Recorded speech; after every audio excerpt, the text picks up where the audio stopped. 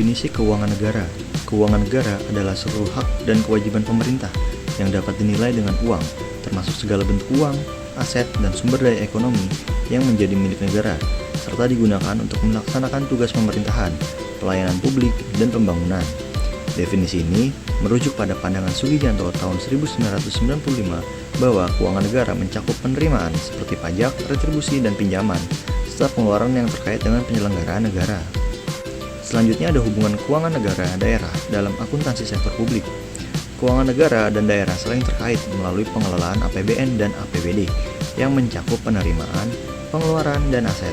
Akuntansi sektor publik memastikan pengelolaan tersebut transparan, akuntabel, dan sesuai standar, sehingga laporan keuangan pusat dan daerah menjadi selaras dan dapat dipertanggungjawabkan.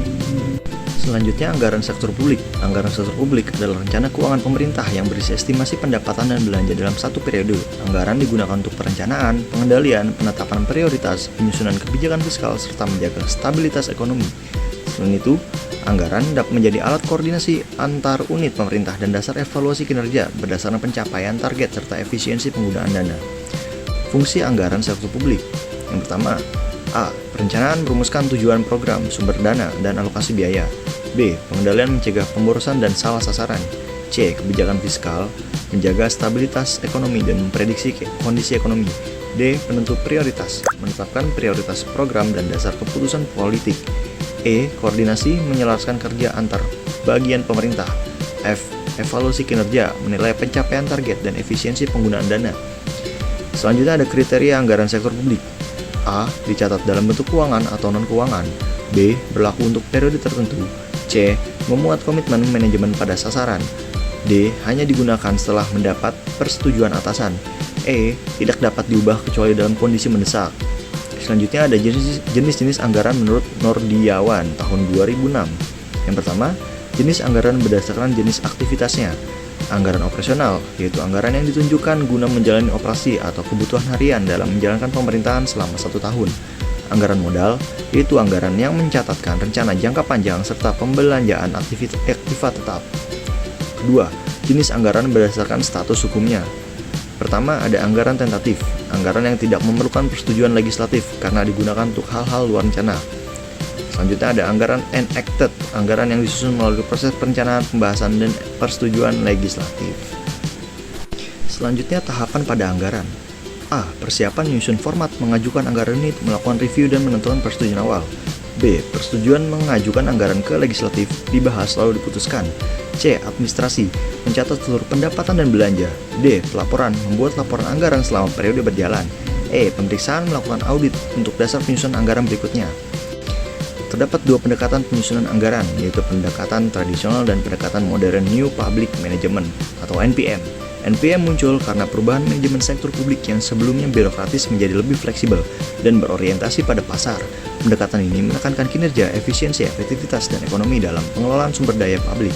NPM mendorong partisipasi, pengambilan keputusan yang responsif terhadap masyarakat, serta pengelolaan anggaran yang lebih akuntabel. Dengan menggabungkan prinsip NPM dan value for money, akuntansi sektor publik mampu meningkatkan tata kelola organisasi publik agar lebih efisien dan transparan.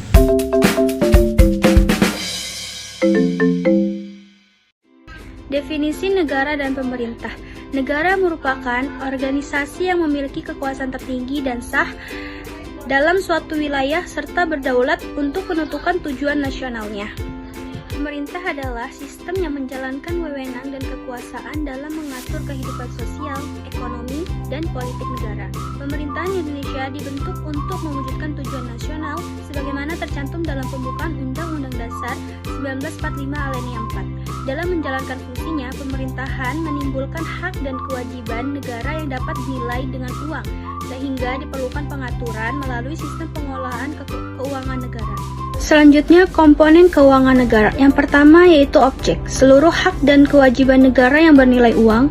Yang kedua ada subjek, pihak pengelola keuangan negara yaitu pemerintah pusat atau daerah, BUMN atau BUMD.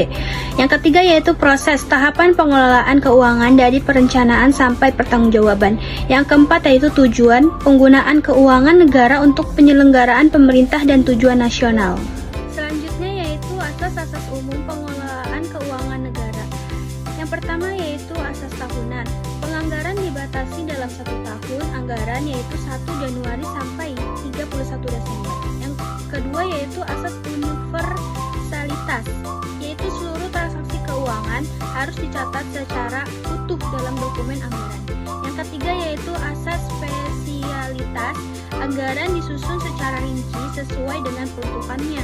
Yang keempat yaitu asas kesatuan, seluruh pendapatan dan belanja negara dituangkan dalam satu dokumen anggaran.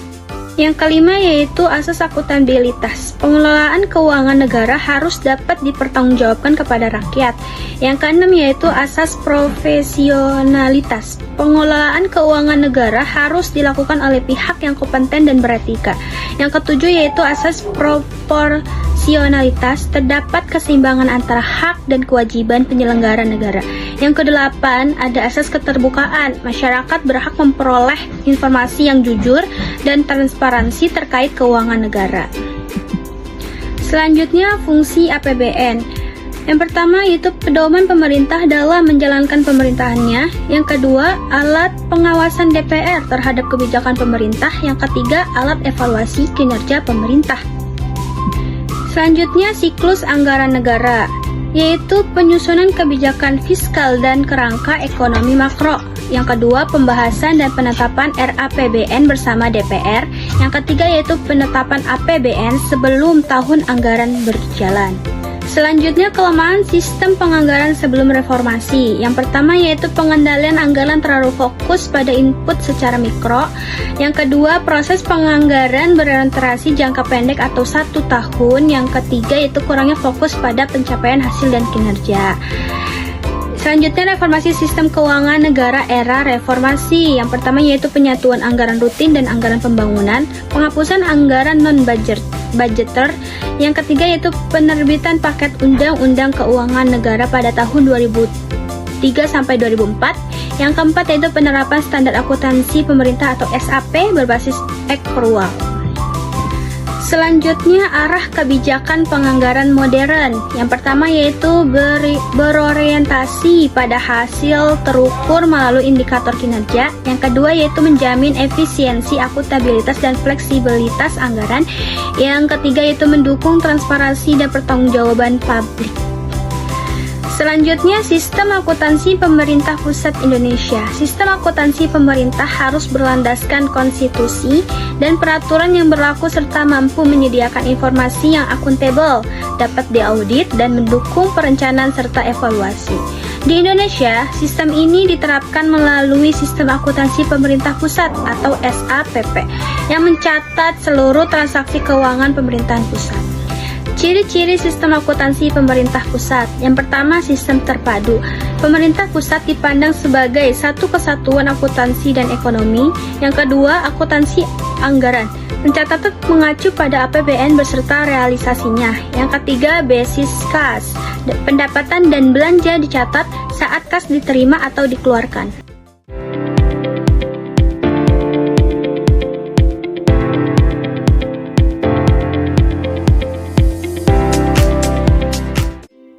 Definisi anggaran. Anggaran sektor publik adalah dokumen berisi rencana kinerja, pendapatan, dan pengeluaran dalam periode tertentu. Anggaran menggambarkan kondisi keuangan organisasi publik dan digunakan untuk perencanaan, pengendalian, serta evaluasi kinerja berdasarkan data keuangan masa lalu dan proyeksi masa depan. Fungsi anggaran sektor publik. Anggaran berfungsi sebagai alat perencanaan, pengendalian, kebijakan fiskal, politik, komunikasi, evaluasi kinerja, motivasi, serta pembentukan ruang publik. Melalui anggaran, pemerintah dapat menentukan prioritas mengawasi penggunaan dana, serta memberikan informasi transparan kepada masyarakat. Selanjutnya ada fungsi anggaran sektor publik menurut Mardiasmo tahun 2009. Yang pertama ada instrumen perencanaan, yaitu anggaran jadi pedoman untuk mencapai tujuan dan arah kebijakan organisasi. Yang kedua, ada instrumen pengendalian, yaitu mengendalikan pengeluaran agar tidak terjadi pemborosan, kekurangan, atau salah sasaran. Dan yang ketiga, itu ada instrumen kebijakan fiskal, digunakan pemerintah untuk mengatur dan menstabilkan perekonomian, serta mendorong pertumbuhan ekonomi. Yang keempat, itu ada instrumen politik, yaitu sebagai bentuk persetujuan legislatif dan penetapan prioritas penggunaan dana publik.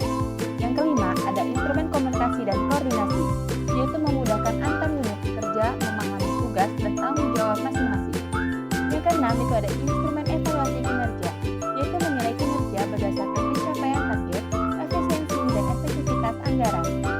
Yang ketujuh, yaitu ada instrumen motivasi, mendorong pegawai dan manajer bekerja lebih efektif, efisien, dan ekonomis. Yang kedelapan, itu ada instrumen pembentukan ruang publik, yaitu anggaran bersifat terbuka dan melibatkan partisipasi masyarakat dalam proses penganggaran. Di sini ada tujuan dan karakteristik pada sektor publik. Yang pertama, tujuannya yaitu memastikan pelayanan publik berjalan efektif. Anggaran bersifat finansial, berbatas waktu, harus disetujui otoritas lebih tinggi, dan hanya berubah pada kondisi tertentu. Selanjutnya yaitu ada karakteristik pada sektor publik. Yang pertama, disusun dalam ukuran keuangan. Yang kedua, memiliki jangka waktu tertentu seperti 1 tahun atau beberapa tahun. Yang ketiga, memuat tanggung jawab manajemen dalam mencapai tujuan. Yang keempat, disahkan oleh otoritas yang lebih tinggi. Dan yang kelima, tidak boleh diubah kecuali kondisi tertentu. Di sini ada prinsip-prinsip penganggaran sektor publik menurut Mardiasmo tahun 2009. Yang pertama, itu ada otorisasi legislatif, yaitu anggaran harus disahkan legislatif sebelum digunakan eksekutif. Yang kedua ada komprehensif, yaitu memuat seluruh pendapatan dan belanja pemerintah secara menyeluruh.